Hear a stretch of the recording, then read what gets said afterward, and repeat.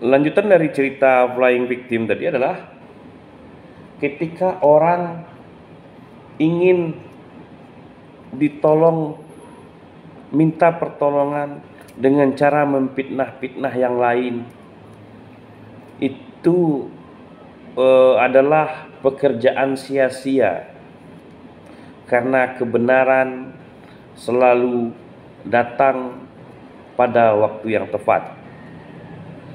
Percuma melakukan fitnah-fitnah itu untuk mendapatkan pertolongan sejenak. Nantinya setiap orang akan melihat bagaimana kenyataan sebagai sebuah kebenaran faktual yang akan dibela orang, dan yang salah tetap saja terhukum. Oleh karena itu, jangan pernah melakukan fitnah-fitnah keji yang akan membalik kepada orang yang memfitnah itu. Itu adalah hal percuma. Nah, politik kan ada batas waktu momentum pemilihan.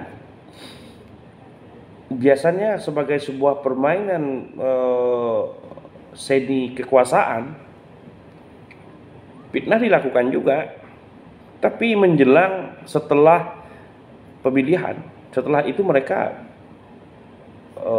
nggak peduli lagi. Ini seperti hutang piutang di meja judi, dan itulah memang politik. Karena politik pada dasarnya adalah memenangkan momentum dan menciptakan momentum. Dia tidak datar-datar saja, logis-logis saja. Kadang-kadang ada hal luar biasa yang pada momen-momen tertentu dimainkan oleh orang yang punya strategi jitu itu. Sebagai orang biasa tentu saja fitnah tidak baik, karena itu fitnah lebih kejam daripada pembunuhan.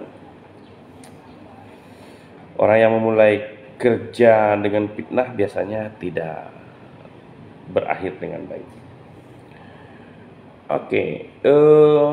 Kekuasaan bagi orang yang ambisi,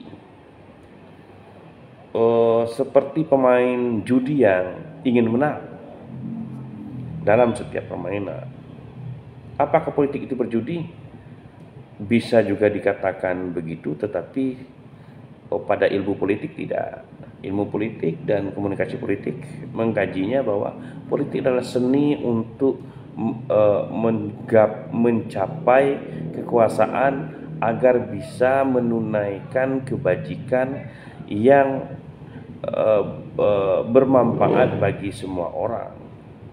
Jadi bukan hanya untuk mengejar kekuasaan semata, tetapi juga untuk menebar, membuat kebaikan, juga meninggalkan legasi sebagai orang besar yang memimpin.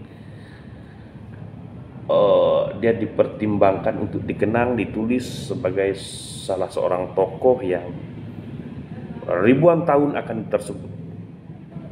disebutkan, akan dikenang, akan tertulis dalam buku sejarah dan memori kolektif masyarakat.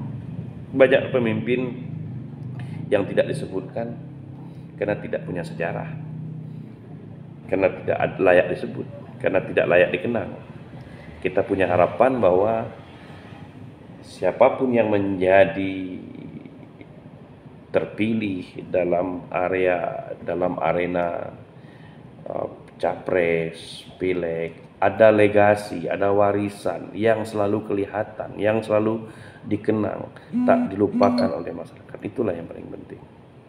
Kalau sekedar hanya menggapai duduk di kursi dewan, sekedar jadi presiden, saya kira itu tidak akan memberikan banyak kenangan atau sejarah bagi dirinya, keluarganya, dan itu buruk. Kalau sekedar hanya itu, apalagi sebagai hanya sekedar transaksional antara pemilih dengan yang dipilih. Selebihnya yang dipilih kalau terpilih kemaruk menghabiskan uang rakyat untuk memperkaya diri. akhirnya juga tidak baik. Karena bagaimanapun juga amanat itu adalah titipan yang harus dilaksanakan sebagai tugas.